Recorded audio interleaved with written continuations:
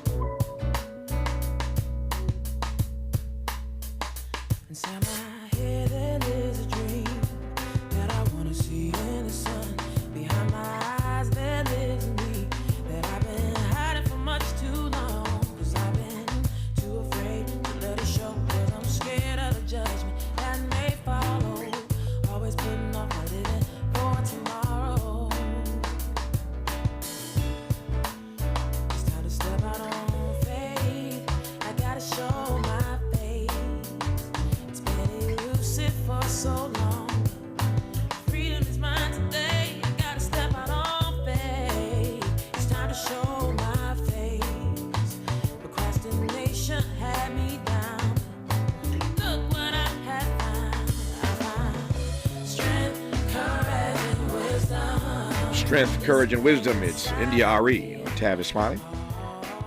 Honored to have you with us in this hour of our program. And in this hour, as promised, 2 conversations. On the B side, the Reverend Dr. Starsky Wilson, head of the Children's Defense Fund, on the future of America's children and families in the Trump 2.0 era. But we commenced this hour in conversation with Bianca Tylik, founder and executive director of Worth Rises. I want to get her thoughts on these inmates serving as firefighters here in Southern California, or as I think she sees it, the exploitation of these inmates by the prison industry. I'm delighted to have Bianca on this program. Bianca, how are you today? Good to have you on. Hi, how are you? Thank you so much for having me. Well, if I complained, I'd be an ingrate. I'm delighted to be in dialogue with you for these 30 minutes. Let me just start and make the most of our time by asking you to tell me a bit more about the work of Worth Rises, and then we'll jump from there. Absolutely. So Worth Rises is a national organization that works in the criminal justice movement, specifically to end the exploitation of people who are incarcerated and their loved ones and dismantle the prison industry. Mm-hmm.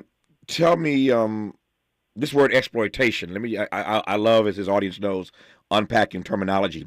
When you use in this conversation the word exploitation, tell me what you need and I'll push forward. Tell what you mean, rather. I'm sorry. Sure. Yeah. What we mean by exploitation is basically people building wealth and extracting wealth from people who are incarcerated and their loved ones because of their incarceration. And so it's just a building of wealth for somebody else off of the body of another person. Mm-hmm. So there has been increasing, I think it's fair to say, increasing and more to the point, harsh criticism of this California prisoner firefighter program. Before I get into the criticism of it, tell me what you know about about the ways in which inmates are being used to fight these fires, and then I'll push from there. Certainly. So there are now more than 1,000 currently incarcerated people who are on the front lines of these wildfires. Incarcerated people have been part of CAL FIRE, the sort of wildfire force that California has for quite some time. And they don't, when we have wildfires, they obviously respond to those wildfires. But when there are not wildfires happening in California, then they respond to other types of emergencies as typical for wildfires, everything from accidents to house fires and things of that sort. And so, yes, there are now over 1,000 incarcerated people on the front lines of these wildfires. And, they are paid anywhere from about $5.80 a day to about $26 a day with some bonuses and all of that when they're working essentially like a 24-hour shift, but pretty extreme conditions. When you said $5.80 a day, I was about to ask you, do you mean $580 a day? And then you went up to $20-something. So I'm not the brightest bulb in the package or in the box, but I get that $5.80 must mean $5.80 per day. That's right. Wow. That's right. All right, so let me ask the next question then. Are these firefighters, these 1,000 plus incarcerated persons helping to put out these fires, are they volunteers or is this mandated? I think that question is a complicated question. The CDCR, or the correctional agency, likes to say that they're voluntary. But I think people really have to understand the context of prison labor to understand that question first. And so it starts with just the basic tenet that people who are incarcerated in California are required to work. So there is no optionality when it comes to refusing to work. And if you do refuse to work, you are essentially in violation of agency policy, and there are punishments that you can suffer. And those are pretty extreme punishments. They can include solitary confinement, which, the UN has deemed to be torture. Mm-hmm. They can include being cut off from family in terms of visits and calls. So they're pretty, stark punishments that people would suffer if they refuse to work. So I think you have to start with that context and understand that there's really nothing about labor inside that is optional. But then once you get past that, there is what is the job that you're going to do? And certainly people, try to sign up for different types of jobs if they can get them. And typically the two things that I think are the biggest determining factors or deciding factors that people often pick is pay and sort of access to the outside world. And the firefighting program does allow people to obviously see the outside world.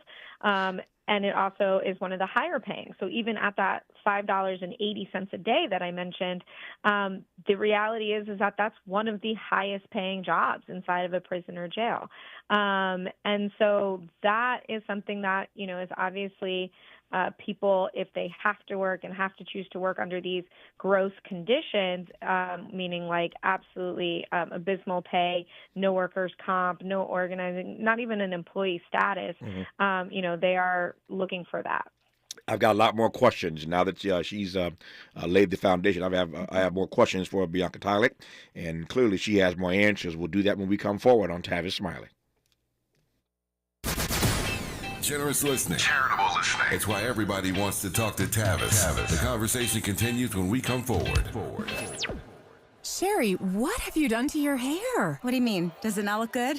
It doesn't look good. It looks freaking amazing. I can't believe how thick and healthy it looks. Oh, I must know your secret. No secret. It's hair volume from New Nordic. Hair volume, huh? Well, it certainly lives up to its name. Your hair has never looked so thick. It is gorgeous. I was so tired of having thin and brittle hair. Ugh, and the shedding. So I figured I'd give hair volume a try. Needless to say, I'm thrilled with the results. Hey, we're where are you going? I'm going to pick up some hair volume right now. My reunion's next month, and I want my hair to look as good as yours. Hair Volume is the best-selling hair tablet in the world and one of many award-winning natural health products from New Nordic, the #1 supplier of dietary supplements in Scandinavia. Purchase at newnordicusa.com or your local CVS. Available as a tablet or delicious gummy. Help your hair look full, voluminous, and beautiful again at newnordicusa.com or CVS.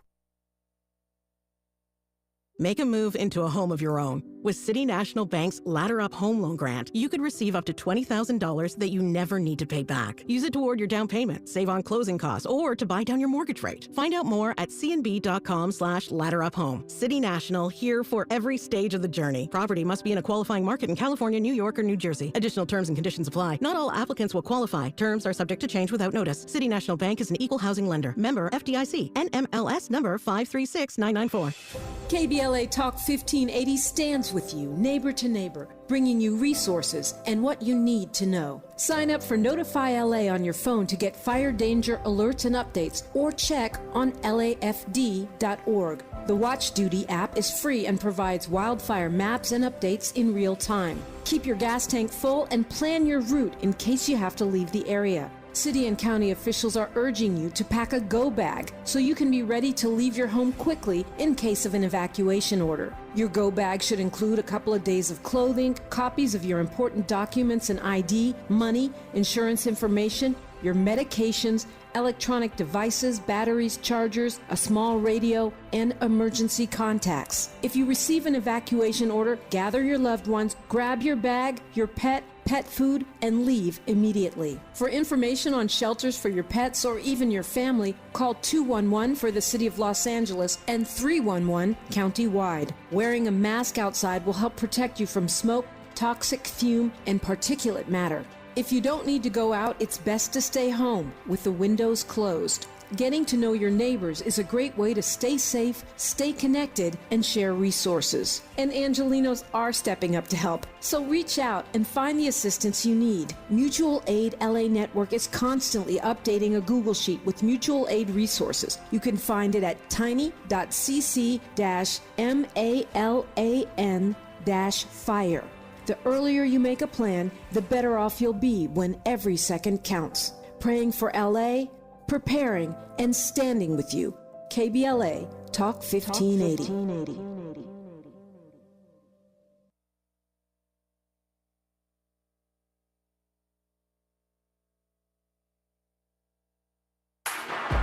Less monologue, more dialogue. Tavis Smiley continues right now. So Bianca, one of my colleagues, by the way, our guest is Bianca Tylek. She's the founder and executive director of Worth Rises. We'll come back to this in a moment, but one of my colleagues just walked in the studio during that break and shared with me a photo of Gavin Newsom doing a prison pose. The black folk listen to what I'm talking about. You bend down, you crouch down.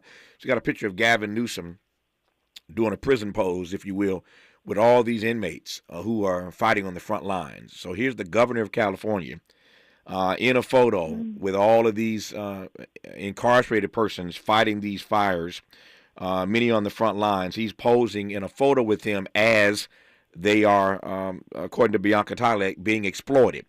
So the state, his state, is paying these folk like $5.80 a day to help put out these fires, the worst kind of exploitation.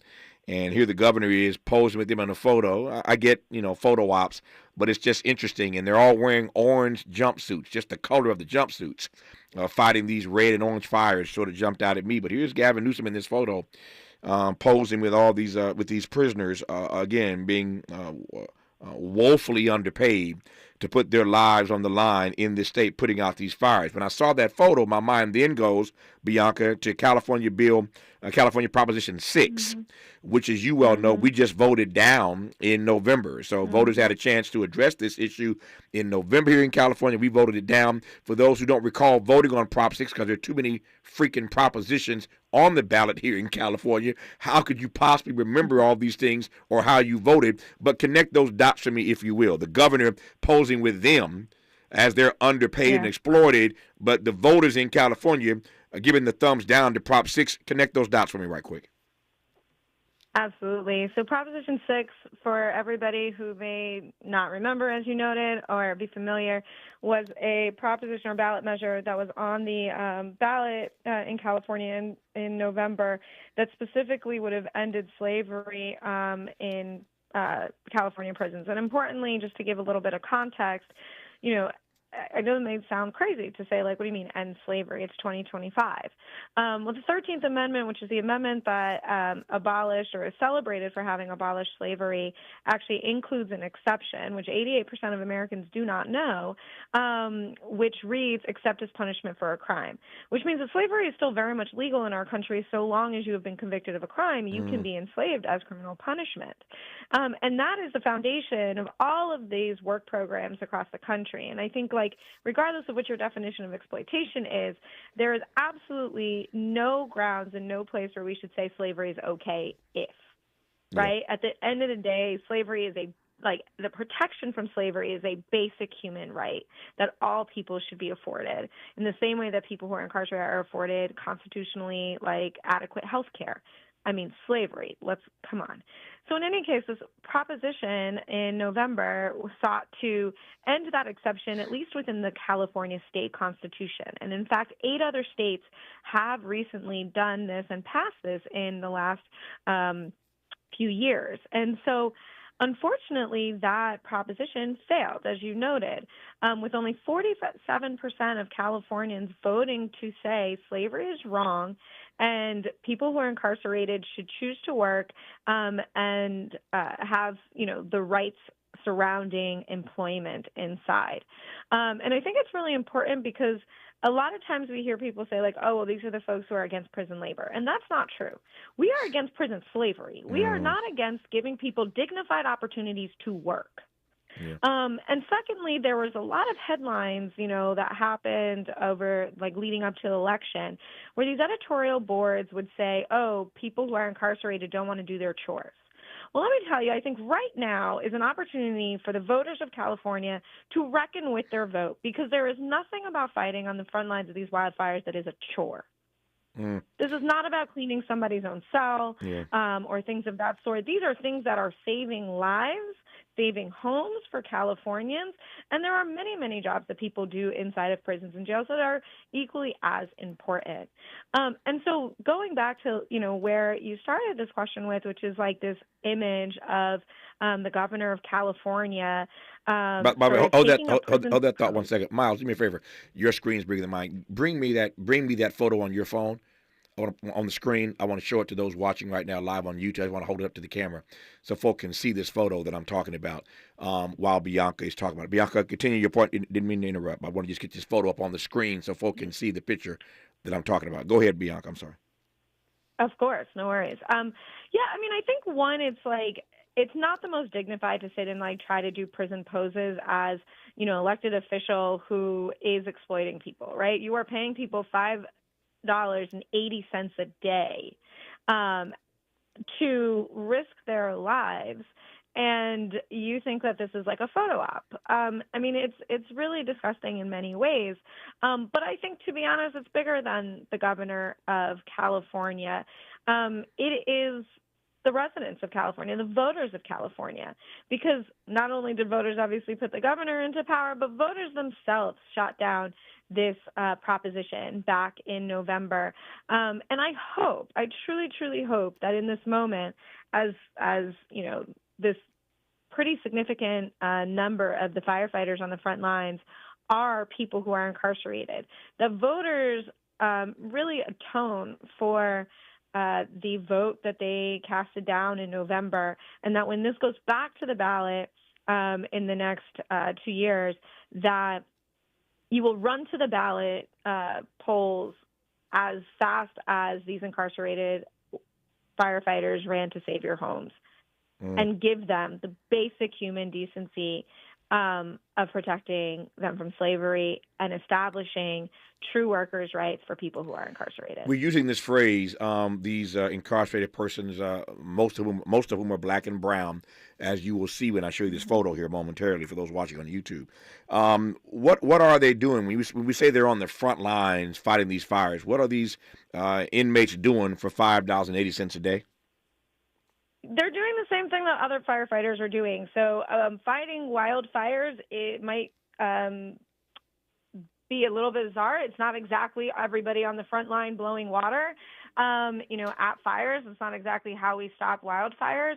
It's about creating, burn lines and doing controlled fires that can stop the fire from spreading. It's about removing debris and things that, quickly ignite fires. It's about helping people evacuate. It's a whole lot of things that are necessary in order to contain fires. But they are doing many of the same tasks that firefighters from the free world are doing. For those who are watching on YouTube right now, you're seeing the photo that I'm holding up on. Somebody brought me an iPad. Miles did, thankfully.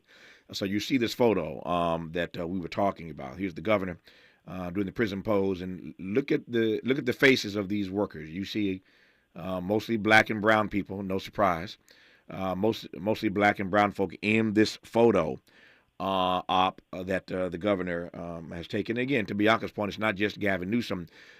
These programs that many find exploitative exist in states all across the country.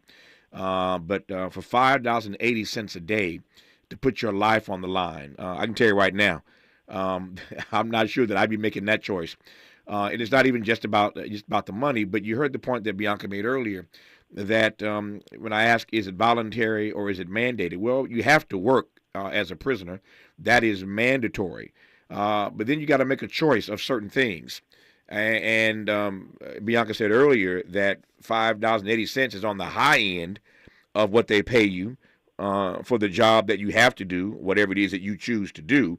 And for these prisoners who are on lockdown all day long, it gives them some access to the outside world. And so they're making choices from a bunch of bad options. This one at least gets you outside.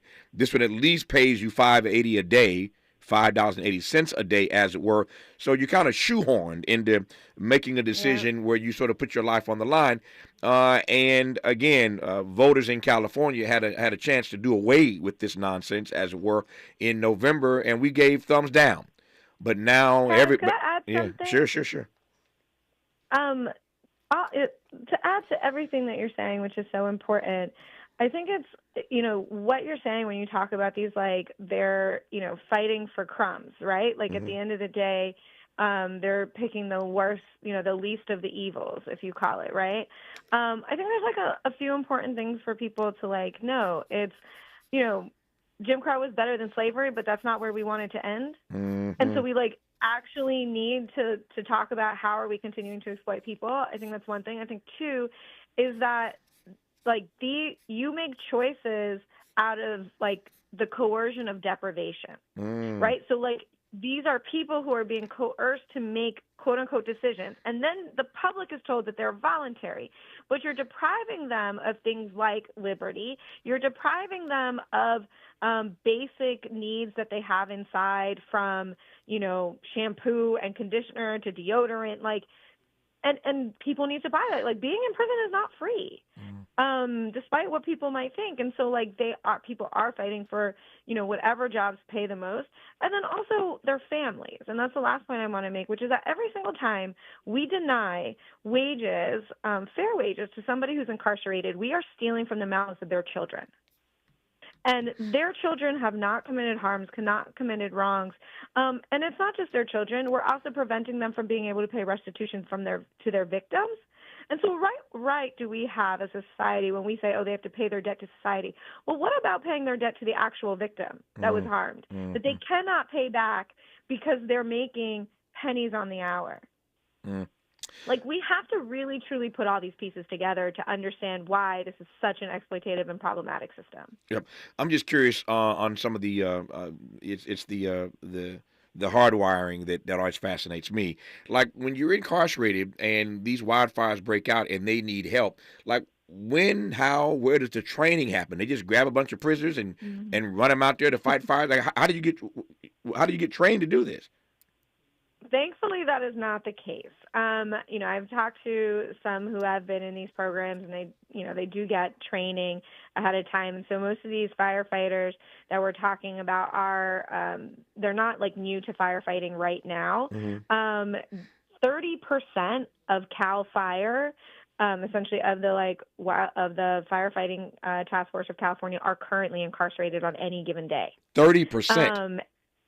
30%. It's a very big number. That's a big number. And so they have quite a number of people to deploy when incidents like this happen. But they're being deployed from all over the state to Los Angeles at this point. But they have been, trained at other points, and they are part of an existing crew of CAL FIRE. Yeah, I don't think that most Californians listening right now, certainly folk around the country listening right now, I don't think we knew that 30% of CAL FIRE's staff, personnel, these firefighters happen to be incarcerated currently. That's a really, really high number. And in fact, the state saves $100 million a year by using them, incarcerated firefighters and firefighters. Yeah, see that cost savings of $100 million a year does not surprise me at all. What I was thinking was along the lines of how desperate we are right now, as I sit in this studio in L.A. right now, how desperate we are here in Southern California to get these fires under control. It's been over a week now. Today's Wednesday. These fires started last Tuesday. So we're into the second week now. We still don't have these fires out. Let me be more exacting about it. These fires are still not contained, let alone out. They're not even contained as yet, and we're into the second week of this. My point is, can you imagine how much worse we'd be if 30% of CAL FIRE just disappeared? Yeah, that's exactly right. Yeah. I think it's like as I was saying, at this point, California is reliant, like fully reliant. Los Angeles is reliant on incarcerated workers saving that beloved and iconic city of the United States. Yeah. And yet we have denied them the basic human right to be protected from slavery, and that we should all be appalled by. I've got 60 seconds left. I'll give it to you, Bianca. How do you respond to people who say, you know what, nice conversation, Bianca's smart and very well-spoken, decent questions, Tavis, but at the end of the day, it's the least they can do to help pay their debt to society. So screw them. If they get $5.80 a day, screw them. It's the least they can do. Yeah, as I was saying, when you take wages from people who are incarcerated, you're not just taking them from them. You're taking it from their families, from their children, from their victims. And you're also not allowing people to prepare for their release, which impacts all of us. 95% of people who are currently incarcerated will come home, and they will be your neighbors. And you want them to be your neighbors with a sound mind, with being able to come home and be productive, have housing, have employment, all of that. And so you need people coming home with money. You need people coming home not angry at an entire society that has told them screw them for the last however many years. Yeah. And so people are out there, and they want to be out there, but it's really on us to figure out how we actually treat a society of people. And I'll just say in closing, if folks do want to take action or do anything, we encourage you to visit endtheexception.com, and you can take action there to end this exception in the 13th Amendment and do more. I am always fascinated every day as I sit in this chair by the people I am honored and humbled to be in dialogue with, and the work and the witness they engage. Sometimes you have to assign yourself, and that's exactly what Bianca Tylek did. She assigned herself to found and become executive director of Worth Rises, and the work that she is doing is worthy, and I've been delighted to have had her on this program. Thanks again, Bianca, for your work and witness. A delight to talk to you. Have a great rest of the day. Thank you so much. Take care, Tavis. More of Tavis Smiley when we come forward. Why does Tavis say when we come forward? Because he's not going back. And you don't have to go back either. Forward ever, backward never. More of Tavis Smiley when we come forward. Robinhood Gold members can now enjoy the VIP treatment, receiving a 3% IRA match on annual retirement contributions. With Robinhood Gold, the perks of the high net worth are now available for any net worth. The new gold standard is here with Robinhood Gold. To receive a 3% boost on annual IRA contributions, sign up at Robinhood.com/gold. Investing involves risk. 3% match requires Robinhood Gold $5 a month for 1 year from first match. Must keep funds in IRA for 5 years. Go to Robinhood.com/boost. Robinhood Financial LLC member SIPC. Gold membership is offered by Robinhood Gold LLC. Welcome to Staples. I am so pumped. My business is going to kill it this year. Awesome. How can I help? First, a new computer. With Staples Home and Office Hot Deals, you save big on tech. And new posters. Save on custom printing, too. And, a new chair? A chair? Who has time to sit? Maybe all your new clients? Now you're talking. With Staples Home and Office Hot Deals, you'll find huge savings on custom prints, storage, chairs, and tech. And now save up to $175 off your print order. Exclusions apply. Visit staples.com/print for details. Ends 2/1. I'm Bree Wood with 4 Things You Should Know with BIN News. The SEC is suing Elon Musk for allegedly failing to disclose his 2022 Twitter stake, allowing him to buy shares at artificially low prices. Musk's non-disclosure allegedly saved him at least $150 million. Pope Francis's new autobiography reveals that Pope Benedict handed him documents in 2013 exposing abuse, corruption, and other dark dealings within the church. This is the first autobiography by a sitting pope. Senator Tommy Tuberville criticized California's Democratic leaders, saying the state doesn't deserve federal wildfire recovery funds due to poor maintenance and infrastructure funding. And TikTok denies considering a sale to Elon Musk. Bloomberg reported Musk's X platform might take over TikTok's U.S. operations. This comes as TikTok faces a U.S. ban starting January 19th. I'm Bree Wood on the Black Information Network, your home for Black News First. Your local Staples has hot deals and super low prices throughout the store and everything for your business. And right now at Staples, save up to $175 off your print order. Exclusions apply. Visit staples.com/print for details. Ends 2/1. Plus, save even more with the Easy Rewards program at Staples. This is the KBLA Sports Minute with Ray Richardson. The 16 sports teams in Los Angeles, including the new TGL golf team sponsored by Tiger Woods, have joined together to sell LA Strong t-shirts. Each team is marketing the t-shirt featuring the team's colors and logo. All revenue from the LA Strong t-shirts will go to the American Red Cross and the Los Angeles Fire Department Foundation to help with relief efforts in response to the wildfires in LA County. The t-shirts are available on each team's website. The Lakers and Clippers are back in action tonight with home games. The Lakers, trying to snap a 3-game losing streak, are playing Miami at Crypto.com. The Lakers won't have to deal with Jimmy Butler. He's serving a 7-game suspension for conduct detrimental to the team. The Clippers are playing Brooklyn tonight at the Intuit Dome in Inglewood. The Clippers have moved up to 5th place in the Western Conference. No debates, no speculation, just the info you need. That's your KBLA Sports Minute. I'm Ray Richardson. More news, opinions, and conversation when we come forward on KBLA Talk 1580.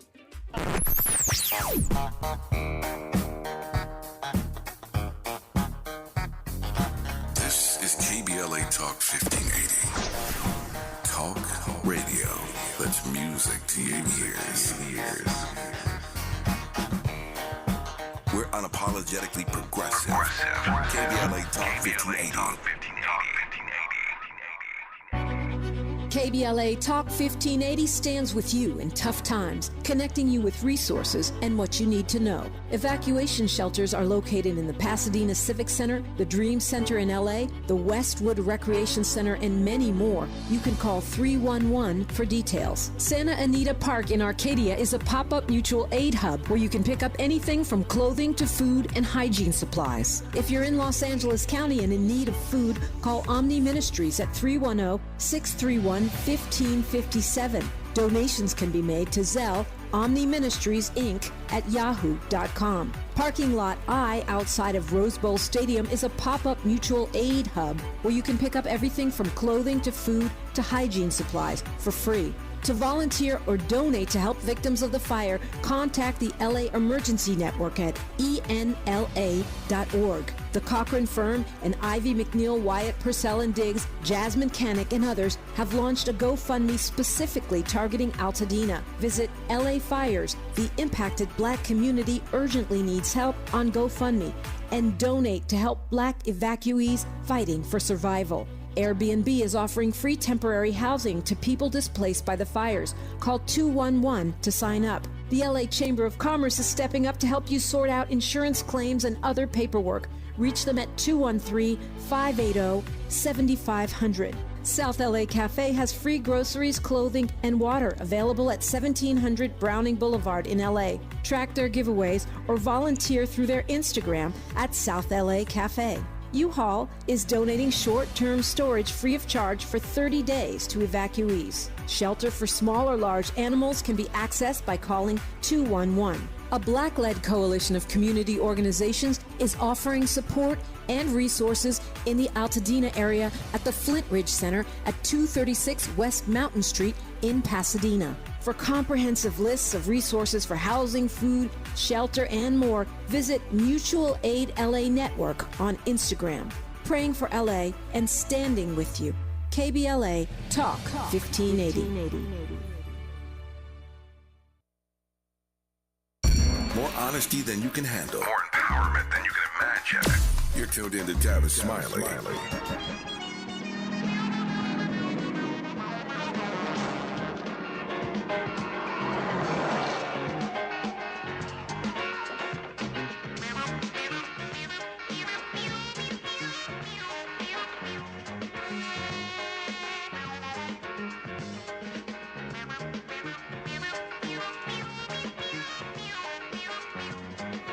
With these wildfires out of control here in Southern California, I am trying to find ways every day to bring some levity to our lives, even as these wildfires are not contained. So the music you're hearing is the theme song for you Starsky and Hutch fans.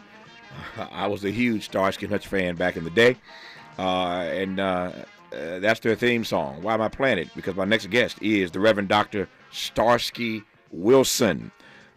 What he's doing is a little bit kind of like crime fighting, because it is a crime. It's a shame, a disgrace, the way we treat our children in this country. So he's a crime fighter in his own right, if I can put it that way. He is activist, public theologian, and CEO of the Children's Defense Fund, founded by our dear sister Marian Wright Edelman. But he is at the helm of this amazing organization now, doing its best against all the odds to fight for the best for our families and for children in this country. And I invited him on this program, as I've invited others on, to sort of tee up, give us a sense of what they expect in Trump 2.0 on the issues that they navigate every day. So, Dr. Wilson, good to have you back, sir. How are you? Happy New Year to you. Glad to be here. Happy New Year to you. Happy belated J5. And all the things. Glad to be in this conversation and be able to share with you. No, I appreciate it. And it's also timely because today, as you know, we said earlier, I say again, happy birthday to Dr. King. Today, January 15th, is Dr. King's actual birthday. And for those who know anything about Marian Wright Edelman, when she founded the Children's Defense Fund many years ago, she was on King's team. She worked with Dr. King. Her husband, Peter Edelman, worked with Robert F. Kennedy Jr. I love their love story. So Marian is working with Dr. King. Peter is working with Bobby Kennedy. The two of them meet in Mississippi. She is black, he is white. Back in the day, they fall in love. The rest, as they say, is history. And I think they're probably above 60 years now married, somewhere in that range. They've been together a long time, but to have met when one's working for King and one's working for Kennedy, it's quite amazing. And then you consider that both King and Kennedy are shot down in the same year, months apart, 1968. All kinds of tentacles that offshoot that relationship that started many years ago when they met in Mississippi. I digress for now, but I always want to make sure we honor the life and legacy of both Marian Wright Edelman and her husband, Peter Edelman, longtime friends of mine, and have been guests on my platforms many times over the years. That said, the Reverend Dr. Starsky Wilson is running things these days, and we are blessed and honored to have him at the helm of this organization chosen by Marian Wright Edelman to succeed her. So I ask, with all that said, how concerned you are on the eve of Trump 2.0 for the issues that you track every day, Dr. Wilson. Thank you for the opportunity. Thanks for making that connection because this moment we are very concerned about, of course, a Trump 2.0, and some of our concern comes back into that narrative related to who is going to lead the Department of Health and Human Services, and when Robert F. Kennedy Jr. Is announced the nominee. And we have grave concerns for some of the positions that he has taken related to vaccination, impact for his organization, Children's Health Defense, and their position as relates to things like young people on the spectrum of autism, and the impact that will have in an environment where we believe states, and we have already heard Congress people talking about potential opportunities to roll back Medicaid and CHIP coverage and enrollment, which has been a primary case and cause for Children's Defense Fund over the number of years. It's also an area where we've seen success in recent years. So who leads HHS, which includes leadership of the Administration for Children and Families, which impacts how we implement, preserve, and protect the 95 million people impacted by Medicaid, is critical to our concern right now. Yep. Let me ask you, this question might sound strange, but I hope you'll take my point. Is it your sense and that of your team at Children's Defense Fund at CDF that this incoming administration is going to advance an agenda that is hostile to families and children, or whether you just realize you got to work a little harder to convince them? Well, there are two things. First, interestingly, there hadn't been a lot of conversation about these departments that primarily impact children and families. Department of Education, Department of Health and Human Services, other than RFK, who gets its own news, there hadn't been a lot of active dialogue from the Trump administration.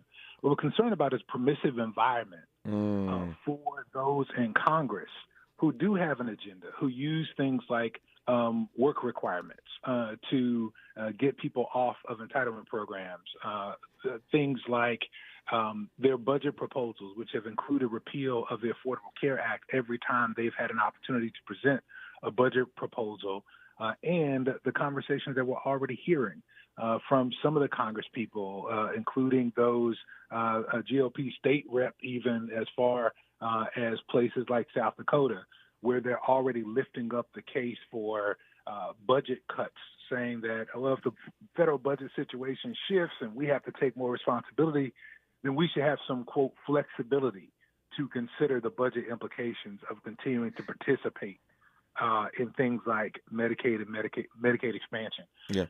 So I think we're hearing, not necessarily directly from Trump on things like education and HHS, we're hearing from Congress and getting a sense of a permissive environment. Now, the exception there, I'll say, of course, is related to immigration. This is something deeply impacting children and families, and the gross public statements around immigration and the advancement of legislation already that's going to break up families is of concern to us as well. Let me ask you a couple of direct questions in about policy. You mentioned Medicaid. What is your concern about the future of Medicaid, which obviously benefits families and children and seniors for that matter? What's your concern about the future of Medicaid under Donald Trump? Well, first, we recognize that we have increased since 2020 in the context of the health pandemic. Medicaid and CHIP enrollment grew by 23 million people to 95 million, the highest we've ever been, and that was between February 2020 and March 2023. So significant increase by using continuous enrollment. What we're concerned about is what we see in some states already, efforts to purge roles, to take young people off of those roles, and a lack of engagement from the federal government or advisement from perhaps a Kennedy as the Secretary of HHS, advisement of the negative impacts of that. So we actually need someone in the federal government both providing incentives, as the Biden administration did, but also advising against any particular rollbacks. We also are concerned about the environment in the 10 states that still have not adopted Medicaid expansion. So we're still in places where we got to protect, where we can advance. So places like Alabama, Florida, and Georgia, states that are more black, that are higher black populations, higher child poverty. These are places where we actually need Medicaid expansion. So we're concerned about that environment as well. Yeah. I recall, and I want to give Reverend Dr. Starsky-Wilson an opportunity to respond to this when we come forward, but I recall J.D. Vance. There's a name I haven't said or heard in a while. Think about this.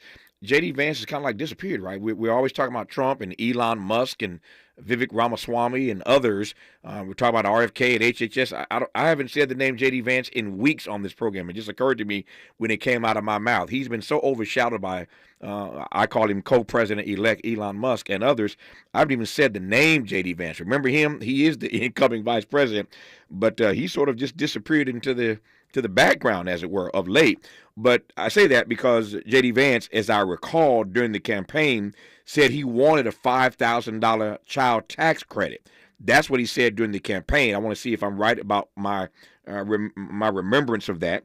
Reverend Wilson will tell me if I'm right about that, and if I am, what does that mean? Now that they've won, are they serious about a child tax credit? We're talking about the ways in which Trump 2.0 are going to be visited upon the least of us, the most vulnerable of us, with the brother who runs the Children's Defense Fund, the Reverend Dr. Starsky Wilson, on Tavis Smiley. Hope, agency, dignity. This is Tavis Smiley. Progressive presents Renters MVP's Most Valuable Possessions. Today's MVP, Emily Neal's 70-inch TV. Because after watching her second-grade students yell at each other for hours, there's nothing Emily enjoys more than watching super-rich housewives also yell at each other. Why? Because those women are not her responsibility. And that's why her TV is today's MVP. Keep your most valuable possessions protected by bundling your renters and auto insurance with Progressive. Progressive Casualty Insurance Company affiliates and other insurers not available in all states. Are you 50 or older? This news is for you. The CDC now recommends you get vaccinated against pneumococcal pneumonia. Even if you're healthy, your age puts you at risk. People 50 or older are over 6 times more likely to be hospitalized with pneumococcal pneumonia compared to adults 18 to 49. Just one shot can help protect you. Learn more and schedule at vaxassist.com. That's VAXassist.com. Sponsored by Pfizer. We gon' be alright. KBLA Talk 1580 is amplifying Black voices and spotlighting our untold stories. I'm Dominique DePrima. Join me Thursday from 6 to 9 a.m. as we broadcast live from the Altadena, Pasadena area. Due to the National Guard closing down this section, we will not be at Perry's Joint. Our new location is the Pasadena Church East Campus at 425 Sierra Madre Villa. We'll be covering the individuals and families impacted by the Altadena Eaton fire. Hear from community leaders and those who have suffered losses that must not be forgotten. So join us Thursday at the Pasadena Church East Campus at 425 Sierra Madre Villa. Together we can help them rebuild and recover. Together we are LA Strong, LA United. With your friends at KBLA Talk 1580. We asked seniors how to prevent Medicare scams. My best advice, if you get a phone call, do not talk to the person. These people are well trained. Don't talk to them. They don't know me. They're just trying to scam me. Don't be fooled. Hang up. Just hang up. Never give out your Medicare number. They're going to get your number to put in a false claim.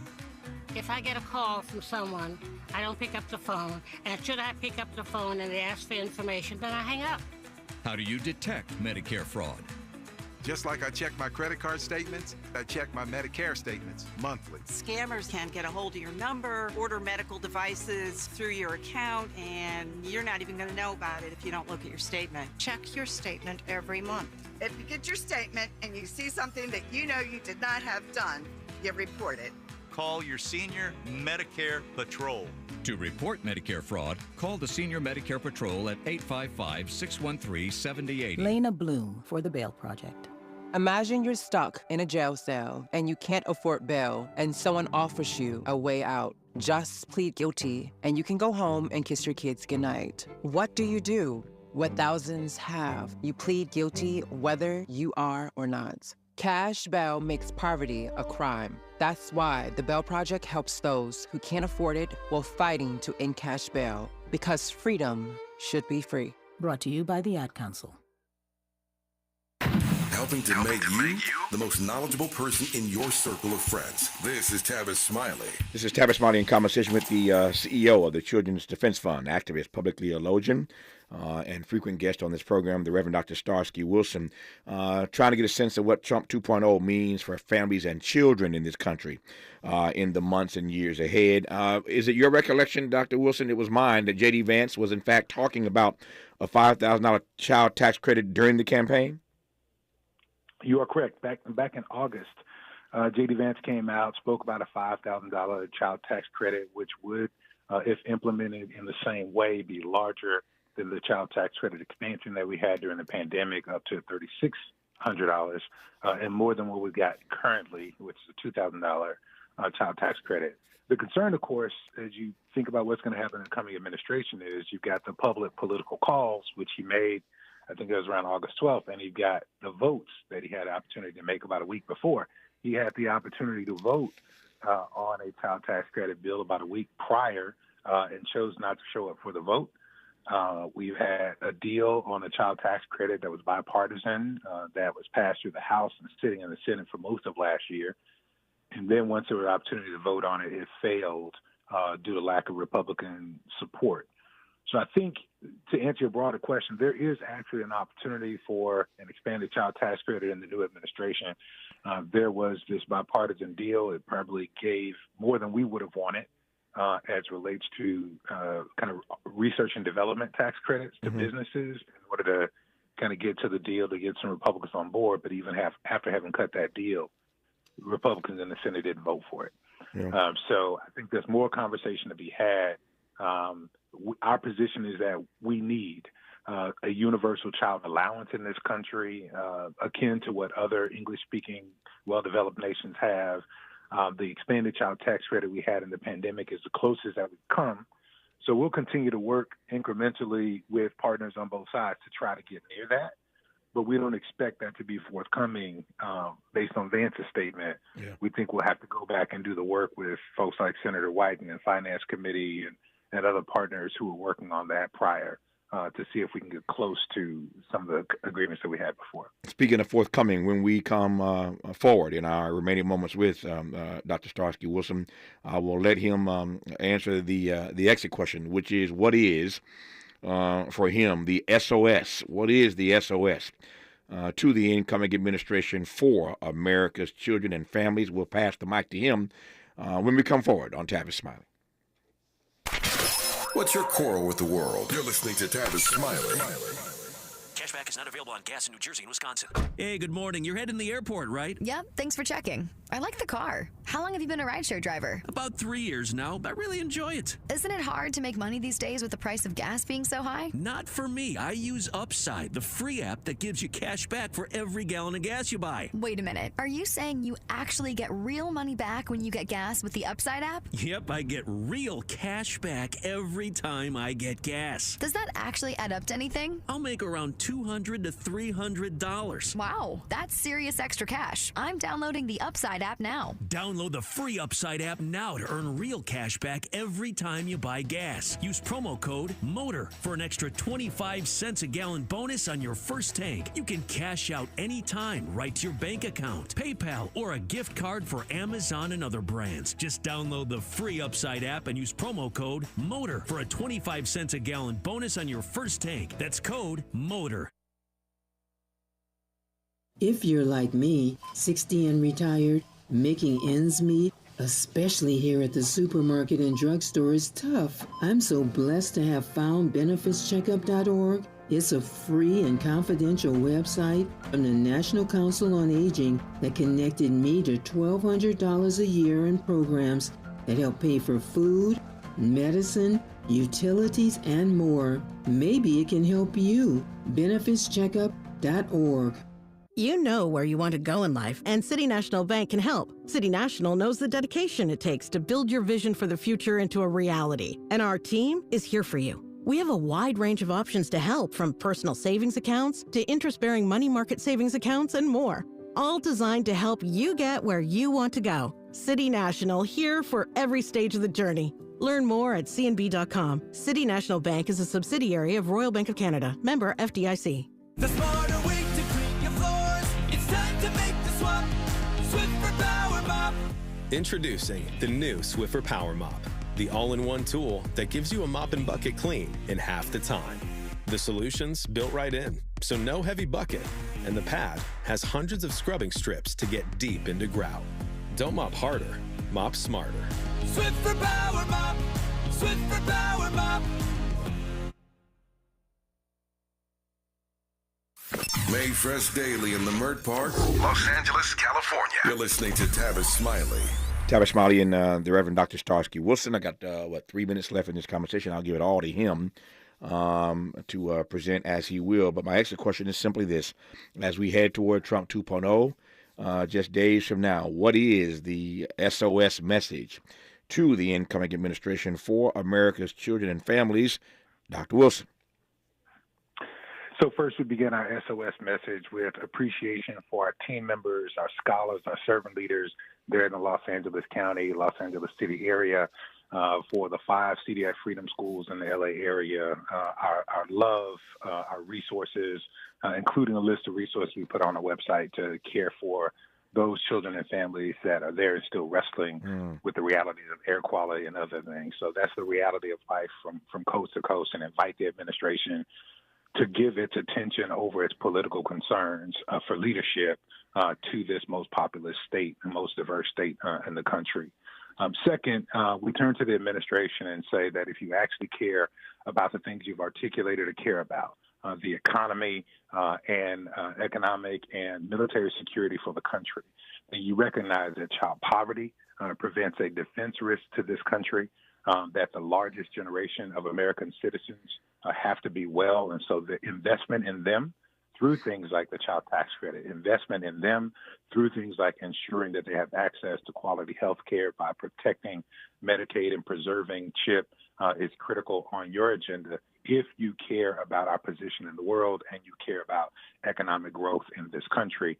And finally, because this president is being inaugurated on King Day, and I'm speaking to you on King's birthday, this is also a call not just to the administration, but to all of us to build the beloved community that King talked about, that multi-ethnic, multiracial community of peace and justice where love is the governing ethic. It is our responsibility to create the safety, security, and sanctuary that our children need in order that they might have a place for play and laughter.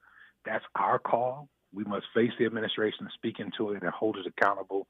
But in times like this, as we learned during the Reagan era, frankly, we've got to turn to our communities and build power locally, build with one another, teach to learn and live with one another, and create the spaces that are on an alternative witness to the world that this administration may try to build. If the Trump administration goes left on you, how hopeful are you that you can at least appeal to those Republicans who now control the House and the Senate? We are, frankly, we are heartened by the close balance in the House and the leadership of Hakeem Jeffries and the articulated belief in the God who cares for all children by the House Speaker. So we will, we'll lean into that in our conversation and connection. We're more question marks about the capacity in the Senate. But we also have strong champions there. We lost major champions for children at Casey and Sherrod Brown. We're pleased to be able to lean in with people like Senator Booker, Senator Warnock, and to have new leaders there to be able to work with. But the picture is more clear where we might have opportunity for political balance and to be able to fight on the grounds in the House. And so we plan on doing that. Yeah, and you got 2 new black women in the U.S. Senate, so they should be helpful in this regard as well.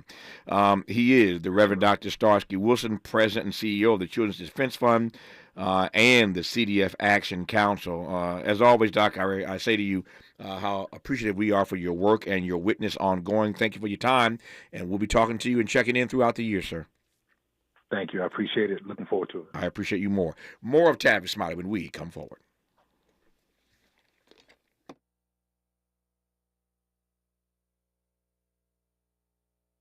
KBLA 1580 Santa Monica. I'm Bree Wood with 4 Things You Should Know with BIN News. The SEC is suing Elon Musk for allegedly failing to disclose his 2022 Twitter stake, allowing him to buy shares at artificially low prices. Musk's non-disclosure allegedly saved him at least $150 million. Pope Francis's new autobiography reveals that Pope Benedict handed him documents in 2013 exposing abuse, corruption, and other dark dealings within the church. This is the first autobiography by a state that doesn't deserve federal wildfire recovery funds due to poor maintenance and infrastructure funding.